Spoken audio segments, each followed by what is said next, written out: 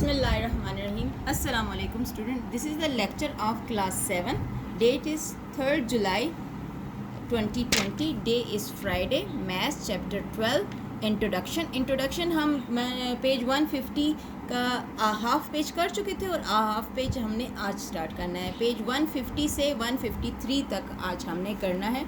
सारे ये properties of parallel lines हैं, उनको आज हमने टच करना है. देखें page 150 properties of parallel lines. Properties of parallel line में ऑलरेडी आप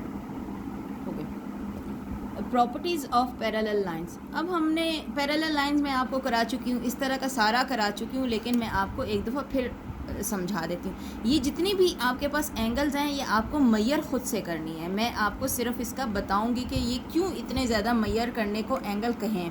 आपने मैयर करने हैं, मैं आपको डी रखने का तरीका बताऊंगी कि किस तरह रखते हैं. कहते हैं कि draw these sets of parallel line A B and C D cut by transversal P Q. Transversal आपको पता है, ये वाली जो लाइन है, ये लाइन और ये लाइन, ये तीन पार्ट्स हैं अलग अलग, और ये ट्रांसवर्सल से कट हो रहे हैं पैरेलल लाइंस. ठीक है. At the point L M in each case, यानी हर एक का नाम ए बी और सी डी है और ट्रांसवर्सल पी क्यू है. पी क्यू सही. अब अगर एक ट्रांसवर्सल एक लाइन को कट करता है तो 4 एंगल क्रिएट होते हैं. अगर वो दूसरी लाइन को करता है तो 4 एंगल क्रिएट होते हैं. तो दोनों मिल के कितने एंगल्स हुए? 8 एंगल्स. कितने एंगल? 8 एंगल. 8 एंगल यहाँ पर भी है, यहाँ पर भी है, यहाँ पे भी इन्होंने नंबरिंग दी हुए 1 2 3 4 5 6 7 8. देखें यूँ करके इन्होंने नंबरिंग दी हुई है. अब इन नंबरिंग का फ़ायदा क्या है, इन्होंने दी क्यों है? आप इसके मेजरमेंट करके भी बता सकते थे. अब यहाँ देखें, इन each case the transversal hold a different position. ठीक है, ये अब इन्होंने डिफरेंट पोजीशन में ली हुई है. ठीक है. अब मैयर हमने क्या करना है?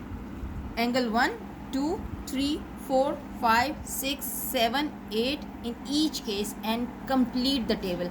ये टेबल है, आपने इसको बग़ैर सोचे समझे इनको मैयर करना है और फिर आपने इस टेबल पे लिखना है. आप डायरेक्ट भी बता सकते हो, मुझे पता है क्योंकि मैंने इसको आपको बताया हुआ है कि corresponding angle, alternate angle, vertically opposite angle, इनके अगर प्रॉपर्टीज़ हम देखें तो हमें पता चल जाता है कि अगर एंगल 1 है तो वो एंगल किसके बराबर होगा, अगर एंगल 5 है तो किसके बराबर होगा, 6 है तो उसका अल्टरनेट या वर्टिकली अपोजिट एंगल कौन सा होगा. लेकिन उसको आप साइड पे रख के इन सारे एंगल्स का आपने क्या करना है? मेजरमेंट लेनी है. पार्ट 1 में भी, पार्ट 2 में भी और पार्ट 3 में. ये 1 है, ये 2 है, ये 3 है. आपको पता है डी कैसे रखते हैं. अगर मैं आपको डी रखना सिखाऊं, यहाँ पर ये देखें, आपने ये क्रॉस को कहाँ रखना है? एल पॉइंट पे. ये देखें बिल्कुल आपने यूं करके रखा, सही, यूं बिल्कुल बराबर रखा. ये क्रॉस पे बिल्कुल क्रॉस को रखा और ये ज़ीरो, और यहाँ पे अगर आपने यहाँ से मैयर करना है तो इस ज़ीरो को लेना है, अगर आपने यहाँ से मैयर करना है तो इस ज़ीरो को लेना है. ये आपको पहले भी बताया जा चुका है कि जिस साइड से मैयर करेंगे उस साइड का ज़ीरो लेंगे आप. देखिए अगर मैंने यहाँ से मैयर करना है तो मैं कहाँ तक जाऊँगी? जहाँ तक ये लाइन है. तो देखिए ये कहाँ आ रहा है? 130. ये कौन सा था? एंगल 1. तो यहाँ पर मैंने लिख दिया टेबल में 130 एंगल. सही है. अगर मैं इसको करती हूँ, ये वाला एंगल मैं मैयर करती हूँ एंगल 2, तो मैं यहाँ से मैयर करके यहाँ तक लेके जाऊँगी तो वो ये है. देखें 0 से स्टार्ट हो रहा है और 50 तक गया. 0 से स्टार्ट होके 50 तक गया, तो एंगल 2 कितना होगा? 50 डिग्री. सही है. इसी तरह आपने ये पूरा टेबल फिल करना है. अगर मैं एंगल 4 बताऊँ आपको तो आप कैसे मैयर करोगे? डी को उल्टा रखो, डी को आपने उल्टा रखा, लाइन को लाइन के साथ, क्रॉस को क्रॉस के साथ. देखें एंगल 4 यहाँ से स्टार्ट हुआ और यहाँ तक आया 130. Angle 4 is 130. एंगल 3 कितना है? यहाँ से स्टार्ट हुआ, ये 130 नहीं है, देखा जो मैं आपको बता रही हूँ ये वही है.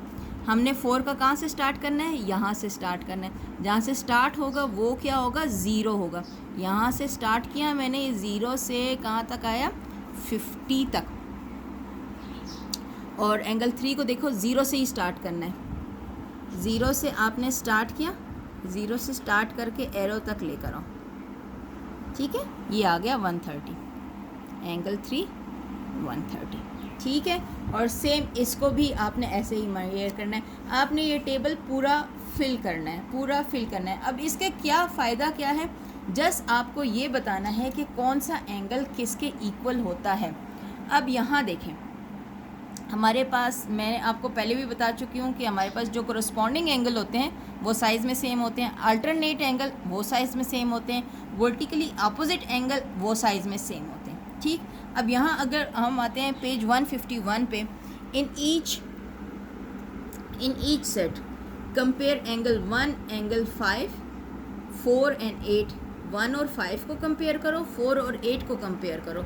1 और 5 को आप देखो, 1 और 5, ये 1 और ये 5, 1 और 5 को कंपेयर किया तो ये क्या है, ये सेम है, ये भी 130 है, ये भी 130 है।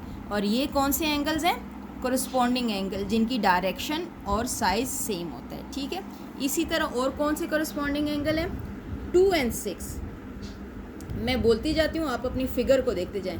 2 और 6 आपने देखा है, 2 और 6 सेम है, 3 and 7 सेम है, ये कोरस्पॉन्डिंग एंगल है, ठीक है। Observe that these pair of angles are corresponding angle. What is your conclusion from the measurement, आपका क्या कंक्लूजन निकलता है? भाई हमें ये लगा है कि जो कोरस्पॉन्डिंग एंगल्स हैं और उनका जो पेयर है वो सेम है, तो इसका मतलब है कोरस्पॉन्डिंग एंगल भी साइज़ में सेम होता है। आगे उन्होंने एक ब्लैंक लिखी है, देखें, if 2 parallel lines are cut by transversal the corresponding angle form are same in size, same in size हो गया, ठीक है। अब आप इसको फिल कर लीजिएगा, ठीक है, सेम इन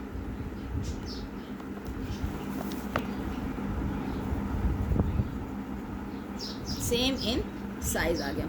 अब आ गया, अब वो कह रहे हैं कि अब आप कंपेयर करें 3 और 5 को, 3 और 5, एक दफ़ा मैं फिगर दिखा देती हूँ आपको, देखिए ये 3 है, ये 3 है और ये 5 है, ठीक।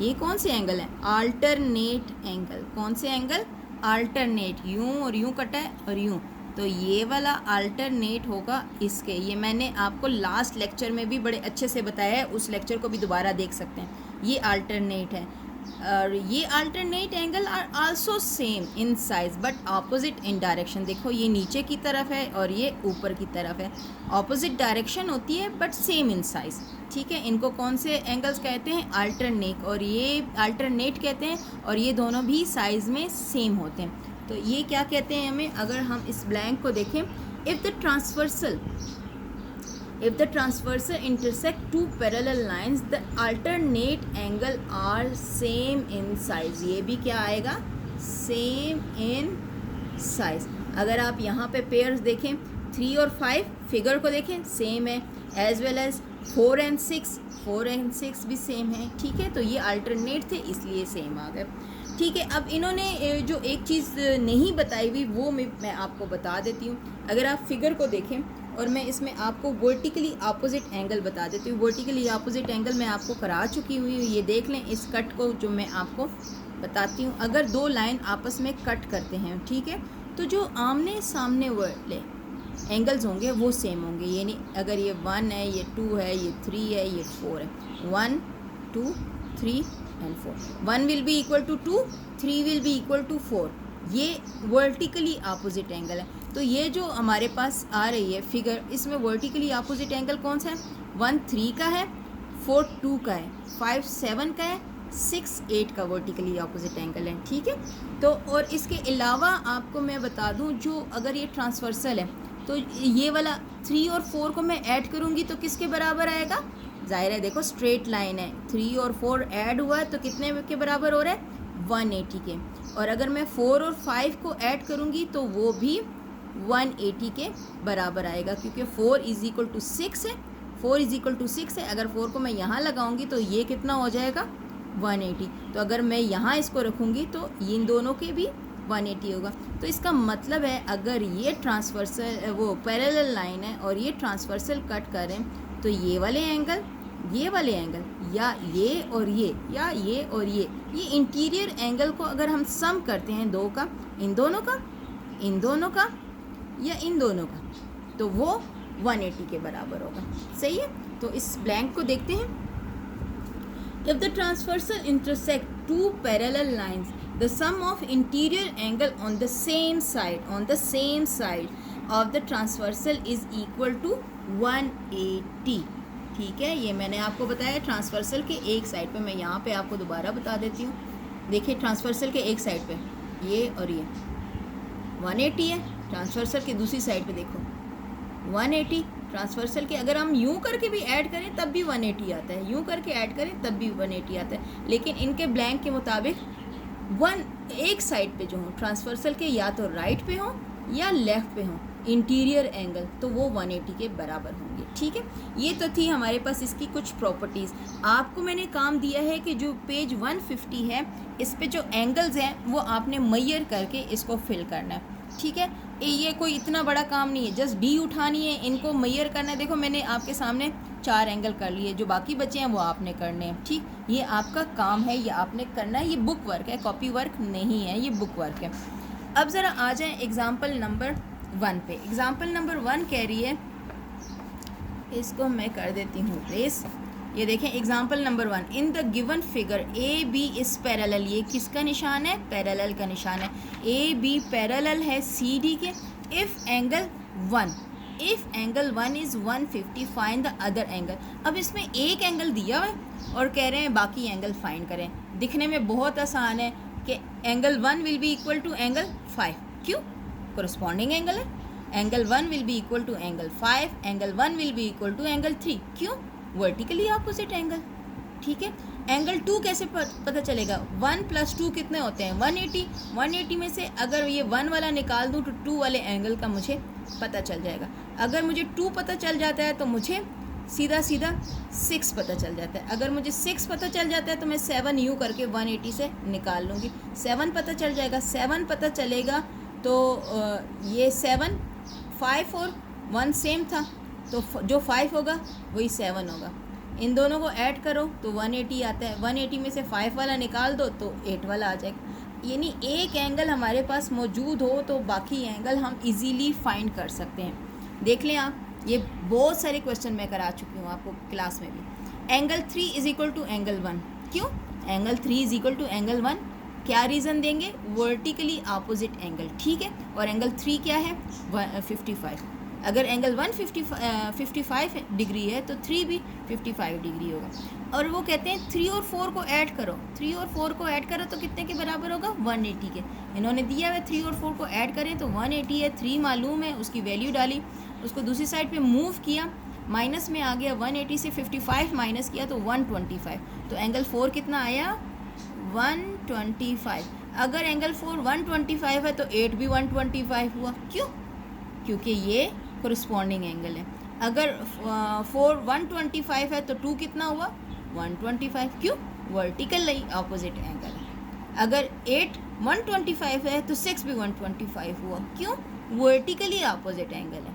ठीक है, अगर 5 है 55 तो 7 कितना है? 55। क्यों?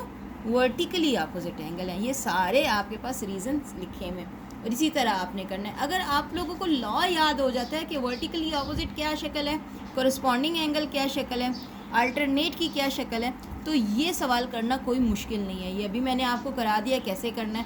सही है, समझ आ गई होगी, वरना वीडियो को रिवर्स करें, दोबारा देखें ताकि आपको क्लियर हो जाए। एग्ज़ाम्पल नंबर 2 को देखें।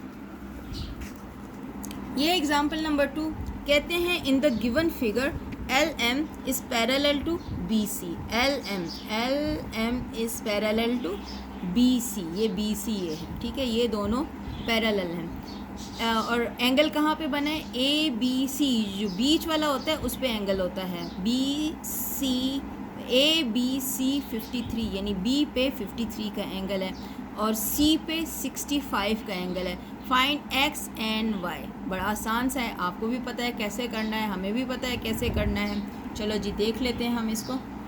यहाँ से भी मैं आपको बता देती हूँ और यहाँ से भी करके भी दिखा दूँगी। देखें,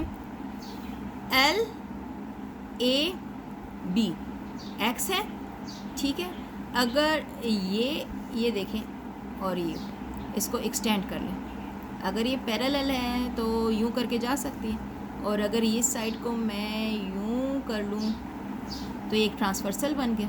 ठीक है, तो ये वाला x इसके इक्वल हुआ, यस इक्वल हुआ, बट क्यों? क्योंकि अल्टरनेट एंगल है, तो x will be equal to 53, और अगर मैं ये देखूं y will be equal to 65, क्यों? अल्टरनेट एंगल है। देख लें यूँ करके, अगर मैं आपको करके दिखाऊं, ये तो ट्रायंगल बन रही है ना, तो मैंने वैसे ही एक्सटेंड करके देखा, तो जो यहाँ एंगल होगा वो इस एंगल के इक्वल होगा, तो जो यहाँ एंगल होगा वो इस एंगल के इक्वल होगा, क्योंकि लाइंस पैरेलल है ना। अगर लाइन पैरेलल है और कोई ट्रांसवर्सल कट कर रहा है तो ये वाले एंगल सेम होंगे। तो हमें तो डायग्राम से डायरेक्ट पता चल गया कि कैसे ये एंगल्स को हमने फाइंड करना है। समझ आ गई होगी इंशाल्लाह। अब कहते हैं construction of parallel line. Parallel line की कंस्ट्रक्शन करनी है। पैरेलल लाइन की कंस्ट्रक्शन बहुत आसान होती है। जस्ट उन दोनों, अगर मैं दो लाइन ड्रॉ कर रही हूँ तो उनके बीच में 90 का एंगल होना ज़रूरी है। आपको मैंने सेट स्क्वायर से नहीं करवाया, आपको मैंने प्रोटेक्टर से करवाया हुआ है। ठीक है, तो प्रोटेक्टर और उससे कंपस से करवाया, तो मैं प्रोटेक्टर और कंपस से कराऊंगी। ठीक है, और इसमें अगर आप देखें एग्जाम्पल नंबर 3 पे आ जाएं, अगर हम to construct a straight line parallel to a given line, given straight line and passing through a given point outside it. क्या कहते हैं? To construct a straight line, एक स्ट्रेट लाइन कंस्ट्रक्ट करो parallel to a given line, जो given line के parallel हो, and passing through a given point outside it. एक line आप कंस्ट्रक्ट करो, ठीक है, जो ये वाली लाइन गिवन है, ठीक है, मैंने इसको गिवन लाइन कह दिया। एक और लाइन कंस्ट्रक्ट करो जो गिवन लाइन के पैरेलल हो और वो गुज़र रही हो। ये एक पॉइंट है जो इस पॉइंट पर से गुज़र रही हो, जो कि आउटसाइड इट है। ठीक है, जो गिवन लाइन है ना उसके आउटसाइड है। तो हमने यूं करके कंस्ट्रक्ट करना है। हम इसके डायग्राम आपके सामने गिवन है। अगर हम कहते हैं A B is the straight line, A B is the straight line, ये ए बी एक स्ट्रेट लाइन है, and point P lies outside it, एक पॉइंट पी है जो इसके आउटसाइड लाई कर रहा है। अब स्टेप 1 देखें, mark point L on A B, A B पर एल मार्क करो। ठीक है, एल हमने मार्क कर दिया। ठीक है, on A B and point P outside A B, और पी जो है ना हमने आउटसाइड ए बी एक पॉइंट ले लिया। सही, join L and P, L और पी को हमने ज्वाइन कर दिया with L as a centre. L as a centre आपने लिया, ड्रॉ एन आर्क, एक आर्क ड्रॉ की। ठीक, एक आर्क ड्रॉ की टू इंटरसेक्ट ए बी, जो ए बी को इंटरसेक्ट कर रही है। ये यूँ करके आप ड्रॉ करोगे तो ज़ाहिर है इस लाइन को इंटरसेक्ट कर रही है। एंड एल पी, ये वाली लाइन को, ये यूँ करके आपने इन दोनों को यहाँ पर एल एम और एन पे इन दोनों लाइंस को इंटरसेक्ट किया। ये जब आर्क आपने ड्रॉ की ना तो इसने ए बी को एम पे काटा और पी एल को एन पे काटा। ठीक है, एंड रिस्पेक्टिवली क्या कहते हैं, with L as a center and draw an arc to intersect AB and LP at M and N respectively। ठीक है, फिर क्या कहते हैं, with P as a center and with the same radius, जो यहाँ पे आपने आर्क का रेडियस लिया ना, सेम रेडियस से उधर भी एक आर्क लगाओ जिसने इन दोनों को यहाँ और यहाँ काटा। ठीक है, Q एंड R पे। फिर क्या किया, with R as a radius, अब R को रेडियस लो, ये वाला R, आर को आप सेंटर लो और आपने क्या करना है with,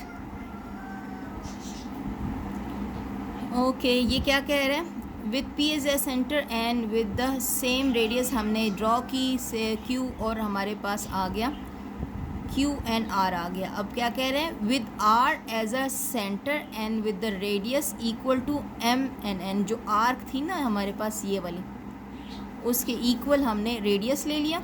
Draw another arc to the intersect the previous arc at Q। ठीक है, यानी जितना हमने ये लिया था, आर को हमने सेंटर लिया और इसको हमने इंटरसेक्ट किया तो क्यू पे इंटरसेक्ट हुआ। सही है। Join P and Q, P और क्यू को हमने ज्वाइन कर दिया, इसने ज्वाइन किया। ठीक है। And extend on the both side, इस साइड पे भी आगे ले गए और इस साइड पे भी आगे ले गए। ठीक। P Q is the required line. अब मैं इसको ज़रा आपको ड्रॉ करके दिखाती हूँ, क्योंकि ये तो ऑलरेडी सारी की सारी ड्रॉ हुई थी, तो हम ज़रा इसको ड्रॉ करते हैं कि क्या है हमारे पास। क्या था, ए बी एक लाइन थी, सही, ए और बी, और पी कोई पॉइंट था आउटसाइड इट। ठीक है। हमने क्या किया कि हमने एक एल ले लिया पॉइंट, उन्होंने क्या कहा था, make point L on A B, एक एल ले लिया पॉइंट हमने ए बी पर। ठीक है। और उन्होंने कहा है कि आर्क ले लो, कोई सा आर्क इस पर ड्रॉ कर लो, बल्कि उन्होंने पहले कहा है कि एल और पी को ज्वाइन करो, एल और पी को ज्वाइन करो। जी, हमने इनको ज्वाइन कर दिया। ठीक। अब हमने क्या किया कि छोटा सा, देखो आपने छोटा सा खोलना है, इसको खोल लिया, एल को सेंटर लिया, इसने ए बी को काटा एम पे और एल पी को काटा क्यू पे। ठीक है। ये हो गया हमारे पास एम और ये हो गया हमारे पास एन। ठीक। अब इतने ही रेडियस का, ठीक है, इतने ही रेडियस का हमने क्या किया, हमने यहाँ पर, अब हमने जो ये जितना रेडियस लिया था ना, एक दफ़ा फिर मेजर करके देख लेते हैं, कंपास हिल जाता है। अब हमने पी को लिया सेंटर, पी को सेंटर लिया और क्या किया, ये देखें, मैं पी को सेंटर लूँगी और यहाँ पर एक पॉइंट निकालूँगी। ये पॉइंट कौन सा आया हमारे पास, आर। कौन सा पॉइंट आया, ये पॉइंट है हमारे पास आर। अब हमने क्या किया कि ये आर को सेंटर लिया, आर को हमने सेंटर लिया और रेडियस लिया इसके बराबर। ये लिया था ना, पी को सेंटर लिया, इसको आर्क लगाई थी, इस आर को थोड़ा सा एक्सटेंड किया ताकि हमें क्यू भी फाइंड करने में आसानी हो। ठीक है। थोड़ा सा एक्सटेंड कर लिया, यहाँ पर कहीं क्यू है लेकिन हमें मालूम नहीं है। अब एन और एम जितना आर्क का हमारे पास लेंथ थी, इधर आर और क्यू की भी उतनी ही लेंथ होनी चाहिए, तो हमने क्या किया, equal to M N R के यहाँ पर इतना ही ले लिया ताकि हमें वो पॉइंट मिल जाए। ठीक है। बिल्कुल इक्वल होना चाहिए, अगर ज़रा भी इक्वल ना हुआ तो प्रॉब्लम हो जाएगी। ठीक है। ये जो हमें पॉइंट मिला है, ये हमें मिला है Q। कौन सा पॉइंट मिला है, Q। अब Q को हमने P से ज्वाइन किया। आपने ये देखा, मैंने यहाँ से लेकर यहाँ तक लिया, जितनी उसकी लेंथ है ना, इसको मैंने R पे रख के यूँ करके काट दिया। ठीक है। अब क्या करना है, ये पॉइंट Q हमें मिला, अब Q और P को हमने ज्वाइन कर दिया, Q और P को ज्वाइन किया। आपको पता है बहुत ही हल्के हाथों से आपने ज्वाइन करना है। अब इसको दोनों साइड पे एक्सटेंड किया, ज्वाइन करने के बाद इसको आगे भी एक्सटेंड कर दिया, लेफ़्ट और राइट दोनों साइड पे एक्सटेंड कर दिया, तो आपके पास ये पैरेलल लाइंस बन गई जो कि आउटसाइड ए बी है और एक पॉइंट पर से गुज़र रही है जो कि ए बी पर लाइन नहीं करता। जो ये वाली लाइन, अगर मैं इसको कह देती हूँ, कोई भी नाम दे दूँ, इन्होंने नाम नहीं दिया तो हम दे देते हैं एस और टी नाम दे देते हैं इसको। तो एस टी एक लाइन है जो कि ए बी के पैरेलल है और वो पास कर रही है पी पॉइंट से, जो कि पी पॉइंट ए बी पर लाई नहीं कर रहा, आउटसाइड ए बी लाई कर रही है। ये एग्जांपल थी, आपको एक पैरेलल लाइन ड्रॉ करना बतानी थी कि बुक में किस तरह ड्रॉ की हुई है। इंशाल्लाह इसके मैंने स्टेप ऑफ कंस्ट्रक्शन भी आपको करा दिए हैं। स्टेप ऑफ कंस्ट्रक्शन बहुत आसान थे, उसी को पढ़ के मैंने आपको ये डायग्राम ड्रॉ करना सिखाई है। अब हम जो आगे करेंगे ना, वो एक्सरसाइज शुरू करेंगे, एक्सरसाइज 12A करेंगे इंशाल्लाह नेक्स्ट में। ठीक है, तो उस वक्त तक अपना ख्याल रखें, अपना इस काम को बहुत अच्छे से करें, अपना और अपने घर वालों का बहुत ज़्यादा ख्याल रखें, मुझे दुआओं में याद रखें। Thank you so much. अल्लाह हाफ़िज़।